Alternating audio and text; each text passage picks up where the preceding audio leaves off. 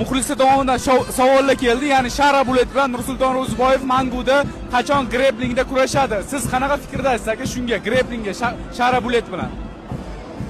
Bu fikrga zo'r taklif. Shara Buletning nomi bor, bilasizlar, hamma taniydi, O'zbekistonda ham hamma taniydi. Bu menga o'zimga ham qiziq. Xudo xolasa, ikkalamiz ham menejerimiz bitta odam.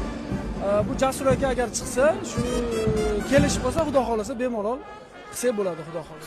Heyterlar aytyapti, Shara Bulet Nursultondan ancha kuchli deyishyapti. Shunga heyterlarga nima deysiz? Heyterlarga nima deyman endi? Kurashda kuchli deyishyapti. Siz Amerikada UFC bayslarini otganingizni bilishmaydi menimcha. Endi agar kuchli desa, bo'ylarimni solishtirib qolmasa, pashti bir 25 ta bo'yim submission bilan tugagan. 25-30 ta bo'yim submission bilan tugagan o'zi. Shundan solishtirib olsin, bo'ldi o'zi. Boshqa ish gap yo'q. Rahmat aka, kattakon.